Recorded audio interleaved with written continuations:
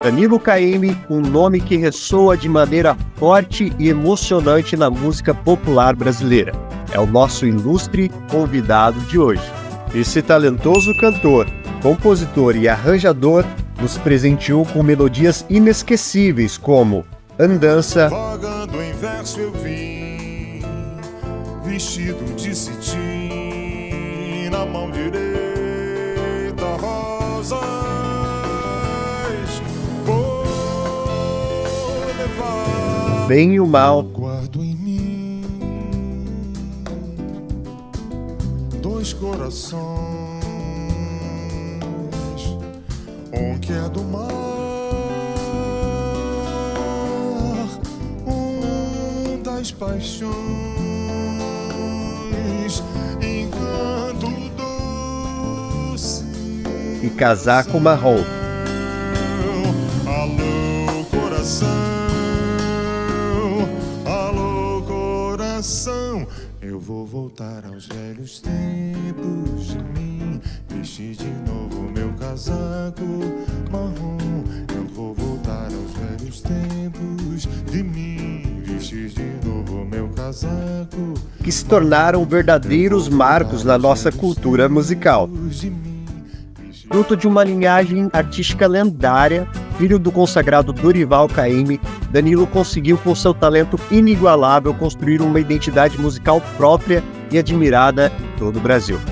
Sua voz é capaz de transmitir intensas emoções e sua habilidade singular com a flauta fizeram dele um colaborador desejado por grandes nomes da nossa música, como Tom Jobim e sua irmã Nana Caymmi.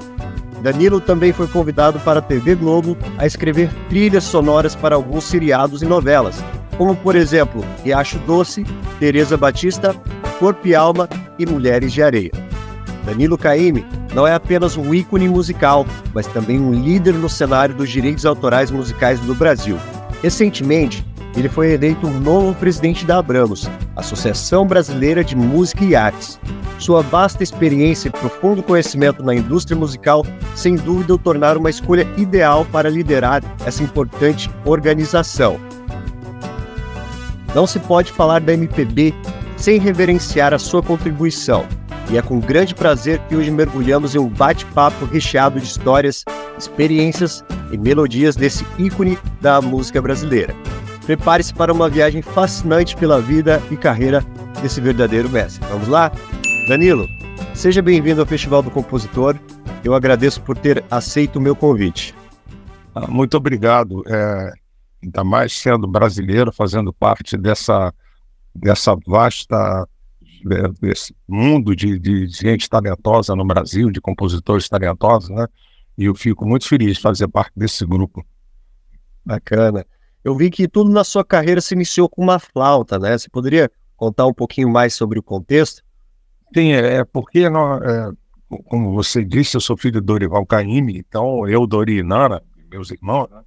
A gente cresceu nesse ambiente já musical do meu pai, na lida, né, da vida de músico, né, de artista, viajando, esse cotidiano nosso aqui. Então era natural que cada um seguisse lá suas coisas, né, e porque a gente viveu intensamente isso na infância. Minha irmã, essa super cantora, meu irmão, cantor, arranjador, e eu... É de família, né? Vem de berço. Isso, eu vi comecei como o primeiro instrumento foi a flauta, que meu pai trouxe de uma loja que tinha no Rio, guitarra de prata, nem sei se tem hoje, mas ele trouxe uma flautinha bloco dessas pequenininhas, aí eu me encantei com aquilo, aí começava a tocar, aí cada vez que ele ia à cidade eu pedia uma flauta, ele sempre trazia uma flauta, né? Então nunca foi uma coisa assim que a gente, dentro desse contexto de familiar, forçado a seguir uma carreira musical, ou nada disso, era só assim que meu pai era uma pessoa muito generosa, meu amigo mesmo, sabe? Então ele atendia as demandas, né? Ele trazia discos importantes também, ele na Odeon, que foi uma influência muito grande para a Nana também, e para o meu irmão, Dori, e para mim, claro, disco de né? disco de jazz e tal, nada assim, mas as coisas aconteciam. Então a gente natural que nós nos interessássemos pela música e pela profissão mais tarde também. Perfeito, perfeito. Você também começou com um festival, certo?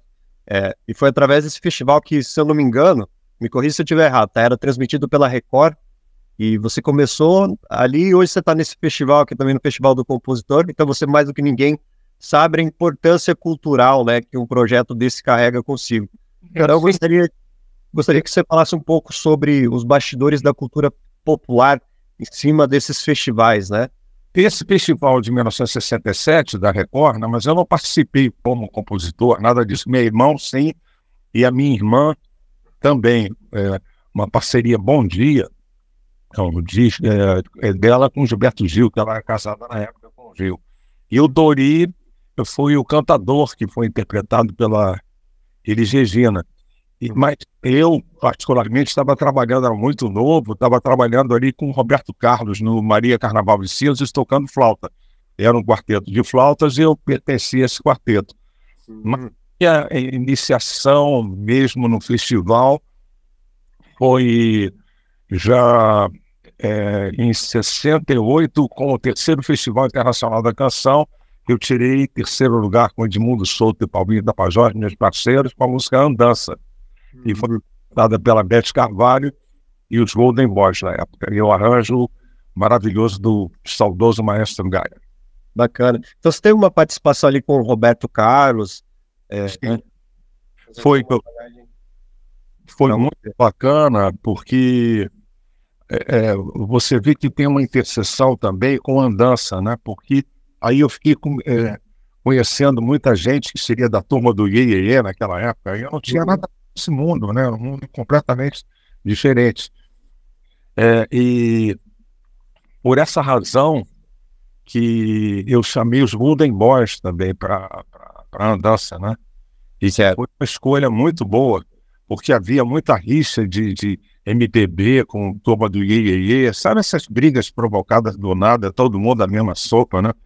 O Roberto Carlos super generoso com a gente, nós éramos novos, e ele, poxa, foi super bacana, aumentou o cachê da gente, fizemos vários programas de guarda, melhorou o hotel da gente. Eu sou muito grato. Eu não infelizmente eu não conheço pessoalmente, mas eu sou muito grato, né, a esse grande compositor, grande artista, grande cantor Roberto Carlos. Na época ele já era estourado, já, né? Se eu não me engano. Super estourado. Era um fenômeno, né, de ter um programa próprio, né? Bacana. Porque eu sou nascido de 96, então eu não vi. Beleza? E Danilo, qual que é a dica que você dá para os compositores que estão iniciando, que estão assistindo aqui essa entrevista? Olha, tem um fenômeno que está acontecendo. A gente passou, estamos saindo de tempos difíceis, né? E a música brasileira ficou muito por baixo, né? E o que acontece com isso? Isso é meu ver, né? Os compositores que fazem uma música mais trabalhada, mais sofisticada, que por isso não deixa de ser popular, desistem, né? O que eu aconselho é não desistir, insistir, acreditar na própria música, sempre acreditar. Isso é muito importante, porque o que se chama de popular hoje está muito distante do que quer dizer, esse conceito de popular é muito relativo, né? Mas uma obra, como falei, uma música bem feita, bem estruturada, ela pode fazer sucesso porque somos humanos. Não quer dizer que eu vou determinar porque agora é isso, agora é aquilo, o popularesco, né? O chulo, né? Que a gente está vivendo dentro desse ambiente musical, que eu acho que, na minha opinião, que faz muita gente desistir da música e de se descompor. Não dá para desistir, entendeu? Do sonho de ter algum sucesso. Com certeza, de viver dos direitos autorais. Né? Você melhor do que ninguém sabe aí, na direção da Abramos, né, que hoje no Brasil é possível viver de direitos autorais. E falando nisso, você ainda recebe algum valor dos direitos autorais das suas músicas quando tocadas em eventos ou outros shows? Sempre, porque bateram muito no direito autoral, porque logicamente a gente cobra para receber, são os direitos, né? E Com certeza, é o nosso trabalho, né? o direito não é flexível, né? Então, é importante que se mantenha sempre essa chama acesa, vamos chamar até em grande momento de luta mesmo, né? Em momentos muito difíceis, porque o que acontece? As pessoas não querem pagar. Há algum tempo atrás a gente teve uma briga muito grande com o pessoal dos hotéis, da rede hoteleira, né? Paga no mundo inteiro, não queriam pagar aqui, então é difícil. Lobbies dentro do Congresso. Volta e meia tem um projeto de lei, o cara fala de Amazônia, mas bota assim que alguma coisa de um jabuti, como chama no Congresso, pegando o direito autoral. É uma luta constante, tanto que a gente mantém um escritório em Brasília para acompanhamento dessas, para não ser pego de surpresa, né? Com essas novidades, entre aspas, né? Com certeza. Não querendo que esse projeto de lei aí dos hotéis, ele chegou um tempo, os hotéis ficaram um tempo sem pagar meus direitos autorais, né? Me corrija se eu estiver errado. Não, eu acho que sim. Não, eu acho que foi, eu acho que não pararam, mas foi uma tentativa de não pagar. Mas houve um movimento muito grande, principalmente, até agradeço aos compositores sertanejos que fizeram lá de Goiânia, tomaram Brasília, né? Então foi muito isso. Não é? Porque você não pode, quando você fala de rede, no Congresso, por exemplo, eles estão falando, o cara da pousada não pode, mas não é pousada, a gente está falando de redes internacionais de hotéis que são estabelecidas no Brasil. Então isso é muito sério. Mas um discurso é a pousada, o cara que não pode, mas não é verdade. E não é uma soma, sabe? E ninguém está extorquindo ninguém. Isso é praticado no mundo inteiro, mas não é? É por isso que a gente tem que ter um acompanhamento, não pode deixar ficar com a guarda baixa. Com certeza. Para quem está assistindo aí, está acompanhando, não está entendendo, aconteceu, me corrija aí, Dorival, Danilo, se tem mais conhecimento, mas no caso, a música era tocada no hotel e era cobrado os direitos autorais, né, da música. Então os hotéis, eles tentaram passar uma lei, um projeto de lei no Congresso, que não haveria mais o pagamento dos direitos autorais, sendo que no mundo todo tem essa questão dos hotéis pagarem os direitos autorais, que é devido do compositor, afinal, é fruto do trabalho do compositor, todas as músicas que existem no mundo. E aí eles tentaram e quase conseguiram. A sorte é que a Abramos, o ECAD, o pessoal ali estava de olho e não deixou aprovar esse projeto de lei. Às vezes tem muita confusão. O ECAD é um escritório que tem um mandado de uma assembleia de associações de direitos autorais. Então o ECAD não faz nada sozinho, sem aprovação das associações. E agora, a gente vive um momento muito difícil, né? Assim, pro próprio direito autoral, que justamente você até falou da inteligência artificial, da computação quântica, não é? Então, isso aí isso permite que, eu quero fazer, o CETECA, eu quero fazer uma música no estilo do Danilo Caymmi com o Andrei, entendeu? Sai. Agora, e se o cara chega e registra essa música? Então, isso já está acontecendo. Então, só que você está falando, não é um computador binário, é um computador quântico, só tem um no Google. Mas isso daqui a algum tempo, quer dizer, algum tempo exponencial, né? E da própria evolução da inteligência artificial, isso vai criar um problema muito sério. Quer dizer, eu, particularmente, já estou me movimentando, porque não é questão de você impedir o mundo digital, ou bloquear isso, mas sim você ter uma regulamentação para que premie o direito dos compositores. E isso já está acontecendo no mundo inteiro. Né? Não, perfeito. Inclusive, não sei se você viu aquele comercial que fizeram da Elis Regina, da Volkswagen. Sim. Eu vi o comercial. Ainda está meio tosco, né? Eu percebi a inteligência artificial, mas vai chegar um ponto que você não irá perceber. Não é? Não vai diferenciar, né? Não vai mesmo. Inclusive, eu vi que a Spotify também baniu algumas playlists que eram feitas por inteligência artificial. O pessoal, eles estavam compondo música. Compondo não, né? Na verdade, ele estava fazendo a inteligência artificial compor música, ele criava uma playlist lá na Spotify e ele estava ganhando dinheiro com isso. O Spotify foi lá e falou assim, não. Mas o problema é que isso aí, até mesmo o Spotify, isso vai ser um momento difícil de controlar, não é? Porque a gente... Como é que vai diferenciar o que é inteligência artificial do que é humano, né? Exatamente. Você vê que a própria, eles pediram, Elon Musk e uma galera aí de cientistas, pediram uma trégua na evolução, porque isso é o que eu falo, que enquanto a teoria do quanto, o computador quântico, ela, sabe, é uma doideira, sabe?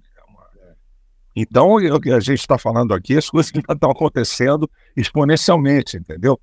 Esse negócio que é tudo, aí você entra no conceito filosófico também do que é verdade, do que não é verdade. Você não pode relativizar a verdade, não é? É difícil, é complexo, né? Ainda mais em época de fake news, né? Exatamente, né? Porque assim, a tecnologia a gente está usando para o bem, mas ela também pode ser usada para o mal. Com certeza, e para o mal é uma loucura, né? Uma atômica. É uma doideira. Mas só que é aí que eu falo, a computação quântica, porque milhões de vezes é o sistema binário que a gente vive hoje, né? Então, vendo agora mesmo os cientistas americanos conseguiram simular aquele worm, né? Aquele negócio da teoria do Einstein, né? Que como se diz, é uma atividade. Não, de você passar uma partícula de um lado para o outro, né? Isso, eles nunca... Como tem o universo, como se diz, tem uma curva no universo. Bom, cara, é uma loucura que os caras conseguiram. Isso, a grosso modo, que é um negócio de física quântica, eu sou interessado escolhendo, vendo no YouTube. Mas eles conseguiram uma coisa absurda com esse computador, que tem uma velocidade incrível, um nível de processamento de dados incrível também. Você vê, né? Por isso que a gente tem que tomar cuidado. Atualmente, eu tenho me preocupado mais junto à questão da justiça no Brasil, porque está todo mundo atônito, no mundo inteiro, da gente começar a tomar uma providência, né? Na verdade, sou eu mesmo que estou pensando nisso, assim, iniciativa meio Don Quixote, né? Estão se tornando em realidade. Daqui a pouco a inteligência artificial vai dominar o mundo, né? Que nem aqueles filmes de ficção científica. Pois exatamente. E na música você vê, né? É o estilo do Danilo com o Andrei, como é que fica? Aí sai uma música lá, pô, sai legal, não é? E daqui a pouco é o computador com pensamento, com emoções, sabe? Isso não pode ser descartado. É uma loucura. Perigoso. Danilo, eu queria que você falasse também sobre a Abramos, né? Como funciona a Abramos? Você tinha citado anteriormente, até me corrigiu aí que, no caso, a Abramos e o ECAD, eles não têm um nível hierárquico, né? Eles são como se fosse, né? Porque às vezes o pessoal tem o pensamento, né? Que nem eu acabei falando errado ali, que o ECAD, ele manda na Abramos e assim... Não. O ECAD é um escritório subordinado, isso é importante, essa palavra subordinado, às 5 associações que compõem a Assembleia do ECAD. Né? Perfeito.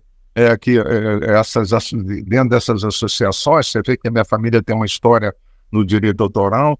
Meu pai foi fundador da SBACEN, da UBC, né? Da ABS. É um fato interessante, eu não sabia disso. Meu pai já era uma pessoa interessada em direito autoral, como eu também, né? Mas ele foi um pioneiro, assim, nessas coisas. Então, o ECAD, no caso, ele é subordinado às associações, né? Exatamente. E não, Montam tipo uma assembleia e daí vocês se reúnem. exatamente. Todo mês tem uma assembleia e que são decididas coisas, né? É sempre uma luta, né? Para procurar receber as coisas, de acordos com grandes redes de comunicação, ou pendências, ou devedores, né? Mas o ECAD é subordinado a essa assembleia, que era decidir e está valendo. Bacana. E como é que você foi chamado para a presidência da Abramos? Quem convidou você para participar? Não, eu estou desde o iniciozinho dos anos 2000 participando ou dentro do centro, na diretoria, ou mesmo fora, porque a gente nunca, como associado, mas como colaborador, né? E há muitos anos. Aí, pela primeira vez, eu fui para a presidência, que, na verdade, também as decisões que a Abramos toma é sempre baseado em reuniões de diretoria, que são feitas ou de 2 em 2 meses, ou de 1 em 1 mês, dependendo da demanda dessas coisas de Brasília, né, que sempre a gente fica atento, né? Bacana. Então, para finalizar, eu trouxe aqui a pergunta de 3 compositores, tá? Eu escolhi aleatoriamente, esses compositores, eles participam do nosso festival e eles mandaram uma pergunta para você, tá? Deixa eu só colocar aqui na tela. Primeira pergunta é do compositor Marcelo. Você consegue ver aí, Danilo? Estou vendo. Beleza. Danilo. Oi, Marcelo. Muito prazer. Marcelo Kozlovski. Eu sou compositor, participo do Festival Compositor. Eu também sou advogado. Sim. E, assim como meu pai também foi advogado, foi juiz. E a pergunta que eu lhe faço é nesse contexto. Seu pai, a sua família, sua irmã, são músicos extremamente talentosos. Muito obrigado. Referências nacionais e internacionais. E a pergunta que eu lhe faço é: a arte buscou você para a música ou foi você que buscou a música? No sentido de influência paterna na definição da sua carreira profissional. Não, gozado. Grande abraço para você. Obrigado, Marcelo. Obrigado pela oportunidade de poder lhe transmitir essa pergunta. Legal, porque eu acho que a arte me puxou mesmo. Pra você ter ideia, essa é uma vida difícil do artista no Brasil, fazendo um trabalho mais sério, né? Tanto que a minha mãe, ela ficava muito preocupada e eu, para agradá-la, cheguei a fazer quase 5 anos de faculdade de arquitetura e urbanismo no Rio de Janeiro. Tinha uma faculdade só, um vestibular dificílimo, né? Mas aí, no caso, a arte me puxou porque foi a época lá de andança e tudo, e eu ganhei o festival em 3º lugar. A música fez muito sucesso, era muito novo, mas não deu para ficar mais na faculdade nem pensar em arquitetura. Se bem que a arquitetura, eu usei muito esse conceito de alguns conceitos de arquitetura dentro da minha própria música. Por exemplo, o Bem e o Mal é uma música mínima, não é? É como se fosse, na arquitetura, uma relação quarto, sala, banheiro e cozinha, entendeu? É uma casa mínima. E eu também usei o mesmo sentido numa música também da mesma... o que é o amor, né? Que, se não me engano, é também da mesma série, Riacho Doce. O Bem e o Mal, né? Meu Menino, uma canção com a Ana Terra, né?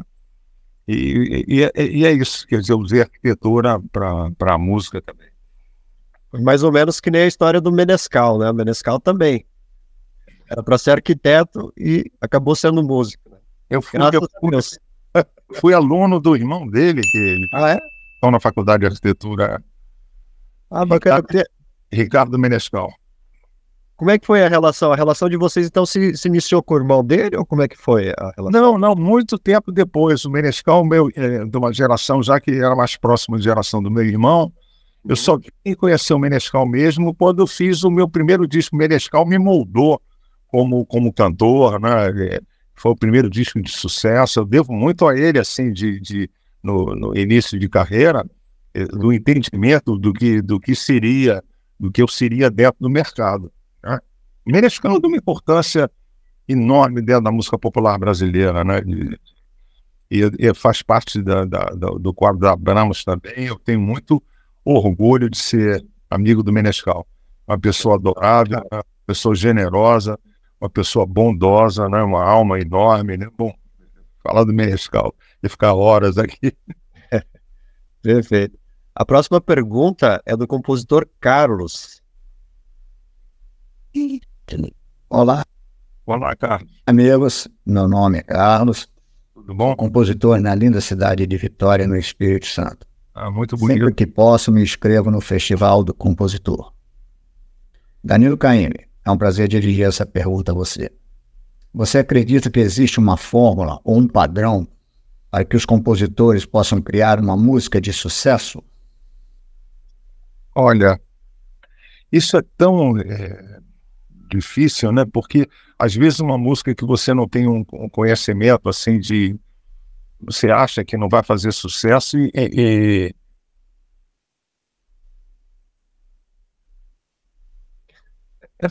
Ele acabou saindo da reunião. Já voltamos aí, pessoal.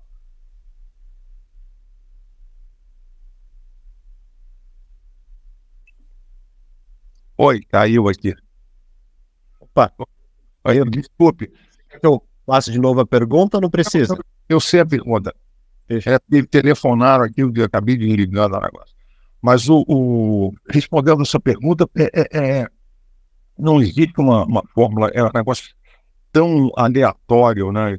O que você acha que não vai fazer sucesso acaba fazendo de uma maneira maluca, né? Então, não dá para perceber, você na hora assim não sabe. Que você vê as próprias gravadoras, às vezes apostam numa música, botam dinheiro pra caramba, e não acontece, né? Aí você vê um fenômeno maluco, do cara faz caneta azul, estoura é uma- Tchê. Pois é. Isso aí, eu não sei, né? Porque é um momento difícil que a gente está passando. Porque eu acho que o Caneta Azul fala aí que é mais um incentivo que vocês continuem trabalhando, fazendo, acreditando nas próprias músicas, né? Que um momento a coisa muda, né? Muda de repente, né? O vento começa a soprar a favor, né? Exatamente, né? Você vê obras assim você vê Noel Rosa, ou do meu próprio pai mesmo, que volta e meia dá uma reciclada e fica em cima de novo, né? É importante. Mas o sucesso é meio aleatório da música, você acredita, essa aqui vai estourar e não acontece absolutamente nada. De repente você vai lá e tá o tchê estourando, né? Estourou inclusive mundialmente, né, cara? Uma coisa assim que você... Por exemplo, eu como produtor musical, se alguém chega pra mim assim com uma letra tchê, mas, cara, eu tô na hora, né? E sem saber que aquela música vale milhões, né? E tem a recusa também do Hit, também, que passou com Menina Veneno por várias gravadoras e as pessoas não queriam. Até que um resolveu, foi um sucesso até hoje, né? Isso acontece muito. Música Evidências também foi assim. Exatamente. Vai embora, né? Mas é meio sorte, né? Mas sempre o conselho é sempre procurar fazer um trabalho, reler o trabalho, ver se a letra tá legal, se os acordes estão bacanas, né? Bonita. Se a música tá bonita, já é meio caminho andado para o sucesso. Com certeza. Próxima pergunta é do compositor Leonardo. Carioca também. Valeu, Caymmi. Oi, Leonardo. Grande prazer estar fazendo essa pergunta para você. Eu sei que o seu tempo é precioso, mas é importante para a gente que começa a compor. Eu estou no Festival dos Compositores, meu nome é Leonardo. E a pergunta como filho de baiano, que admira muito todos os compositores e cantores baianos, quais as suas inspirações quando você começou a mexer com música? Isso é importante para todos nós. Algum artista, lógico, seu pai eu sei que é. Um grande abraço e espero que saúde, né? É o mais importante. Vocês são muito importantes para a música brasileira. Bom, respondendo a pergunta, porque até uns 14, 15 anos eu estava mais preocupado com coisas de assuntos de colégio. Eu estudei a vida inteira no Colégio Andes, no Rio de Janeiro, um colégio meio puxado. Então, até que um dia eu fui a uma festa e isso que me chamou para a música de uma maneira total. Eu ouvi o Mais Que Nada do Jorge Ben, a primeira gravação dele, né? Que tinha o quinteto do Meirelles e os Copa 5, né?